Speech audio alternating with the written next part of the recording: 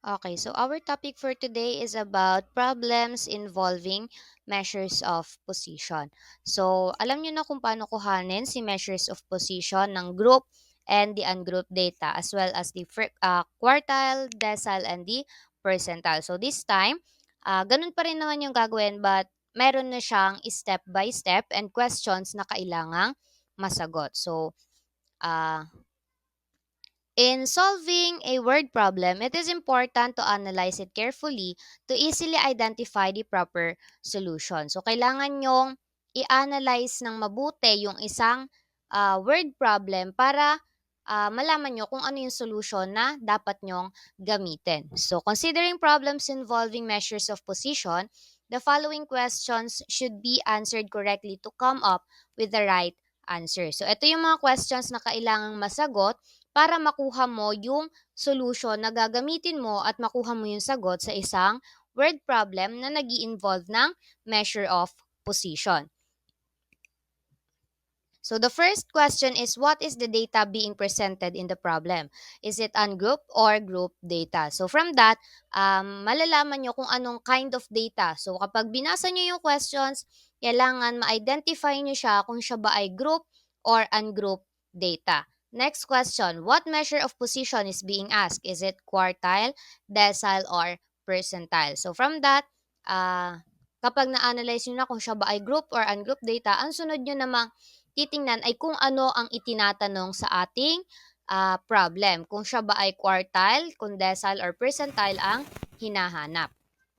And then last question is, what is the procedure to perform and the formula to use? So kapag nasagot nyo na yung dalawang questions na nasa unahan, alam nyo na kung ano ang formula na gagamitin. So from that, um, mas madali na sa inyo na isolve yung isang word problem. So let's say for example, San Pablo City is well known to its delicacies made of coconut. One of them is the buko pie. According to Mang Carlos, an online seller of buko pie, his sales has increased due to the demand of online services due to pandemic. The following data is the number of buko pie boxes being sold for the past 10 days. So the data is 35, 42, 37, 47, 38, 38, 43, 46, 35, and 32. And you have to find the third quartile. So from that example, let's have the questions. What is the data being presented in the problem? Is it ungroup or group data? Since as you can see, hindi siya naka-arrange or hindi siya nakasaayos or naka-table. So meaning siya ay ungroup data. So what measure of position is being asked? Is it quartile, decile, or percentile? So from the word find third quartile, so ang ating measure of position na hinahanap is quartile.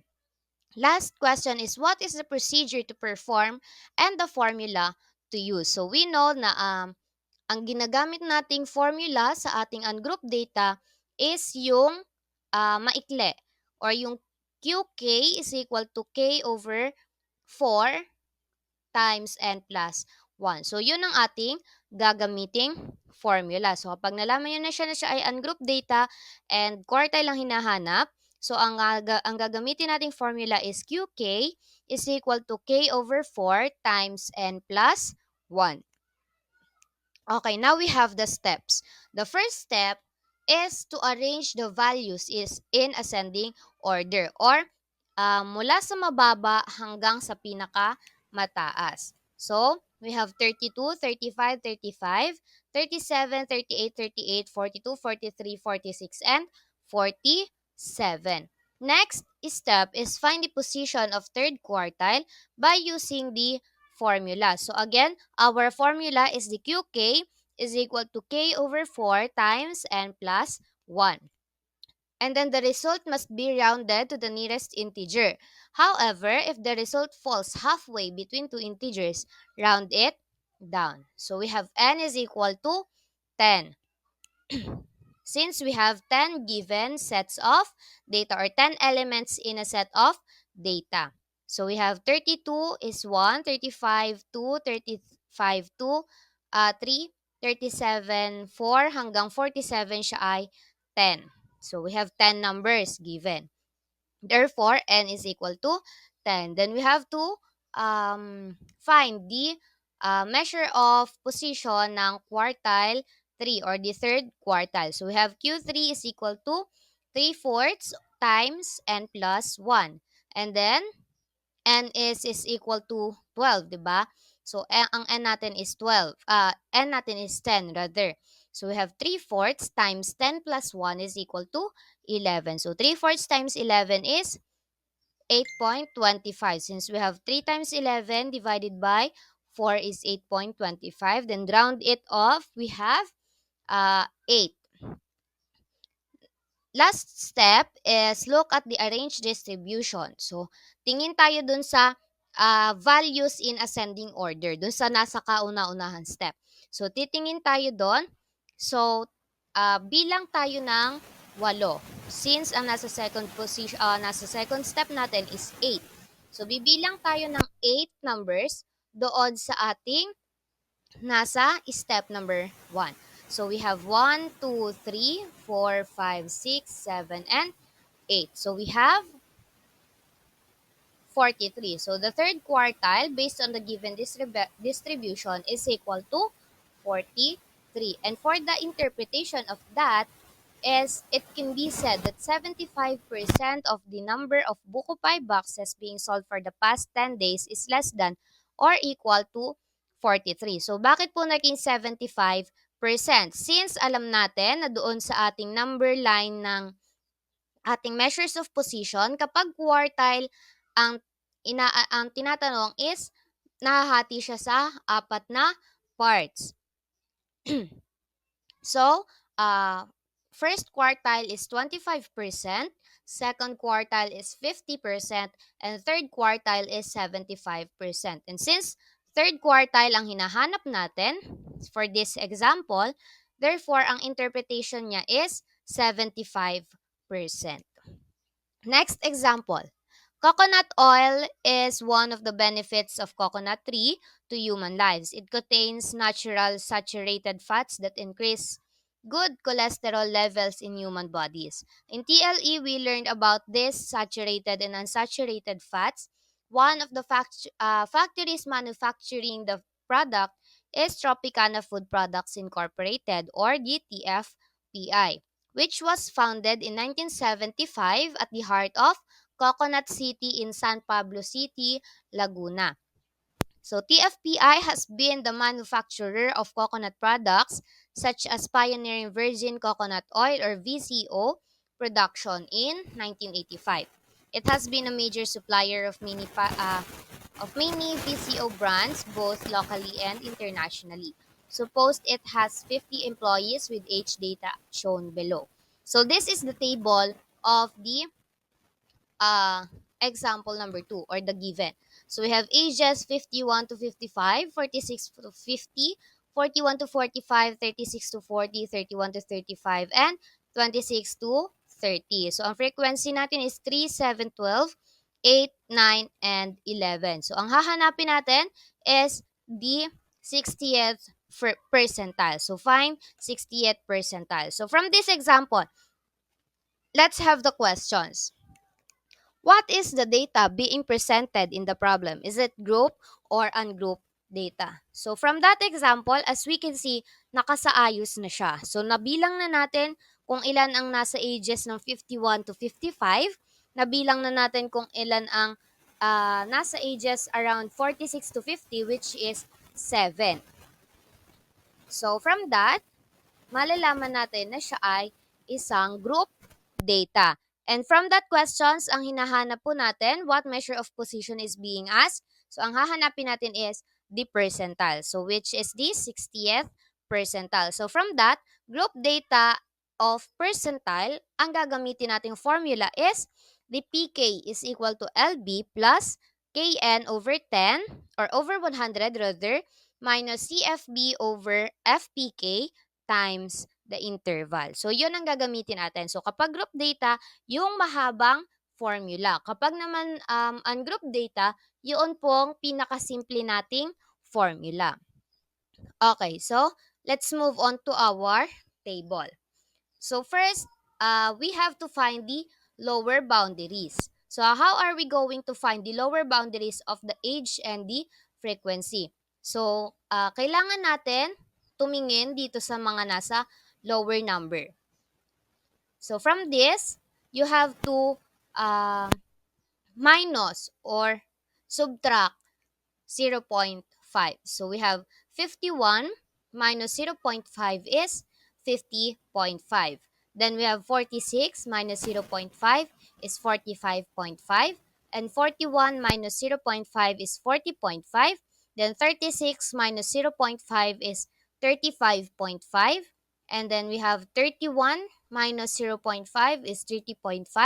And 26 minus 0.5 is 25.5. Next, ang gagawin naman natin sunod is si less than cumulative frequency.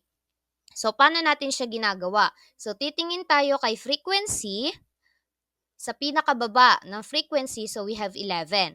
Then, copy the 11. Then, si 11,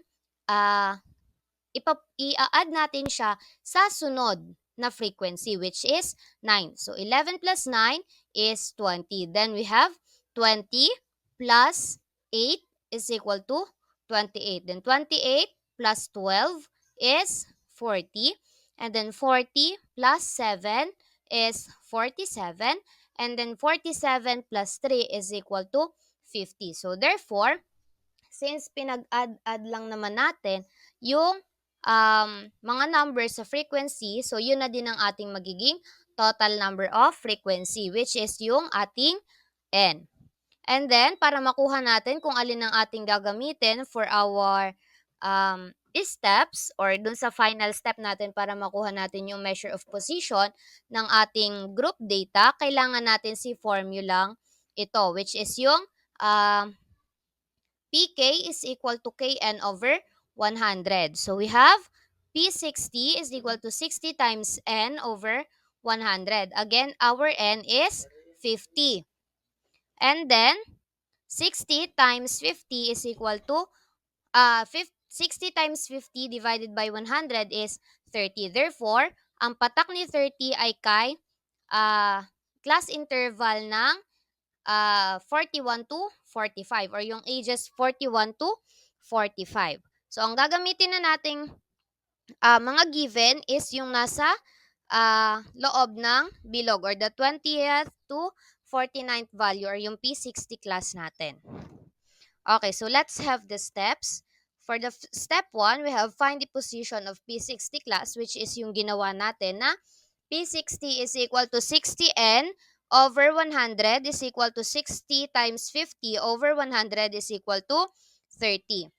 And then, look for the class interval where 30th place, 30th value belongs. So, saan siya nabibilang? So, we have 30th value belongs to 29th to 40th value. So, which is the 41 to 45 ages. Then, LB is the lower boundary of the P60 class. So, from that, dito sa may bilog natin, makikita na natin na ang ating frequency is 12, ang ating lower boundaries is 40.5, and ang ating less than cumulative frequency is yung nasa baba ng ating bilog, which is 28. So, let's go back to our steps. So, step 3 is LB is the lower boundary of the P60 class, which is yung ating 40.5. Then, next step is CFB is the less than cumulative frequency below the P60 class. So, yung nasa baba po ng ating may highlight. So, we have CFB is equal to 28. And then, we have P65 or frequency of P65 is the frequency of the P60 class, which is yung ating 12. And then, I is the class or the size of class interval, which is bibilangin natin kung ilan ang interval ng ating 41 to 45. So, we have 41, 42, 43, 44, 45 is equal to 5. Therefore, ang ating interval is 5. Next, last step is substitute the values in the formula and get the final answer. So, itong mga given na LB, CFB, or FP65 and I, isa-substitute lang natin siya sa ating formula, which is the P60 is equal to LB plus 60 times N divided by 100 minus CFB over FP60 times I. So, isa-substitute lang natin yung value ng LB, ng N, ng CFB, FP60, and ng ating interval. So, we have 40.5 plus 60 times 50 over 100 minus 28 over 12 times 5. And 60 times 50 over 100 is equal to 30. Therefore, we have 40.5 plus 30 minus 28 is divided by 12 is times 5. Then 30 minus 28 is equal to 2. So we have 40.5 plus 2 over 12 times 5. And if we are going to calculate it in our calculator, we have the answer 41.33. And for the interpretation, we have 60% of the employees of Tropicana Food Products Incorporated have ages less than or equal to 41 to 33. So, kaya po naging 60% kasi ang hinahanap natin is si percentile ng ating 60th or yung 60th percentile. And we know na uh, if ang hahanapin natin is P10, then it is 10%. If we have P20, then it is the 20%. And since P60 ang ating hinahanap, siya ay 60% in percentage. So 60% of the employees of Tropicana Food Products Incorporated have ages less than or equal to 41 to 41.33.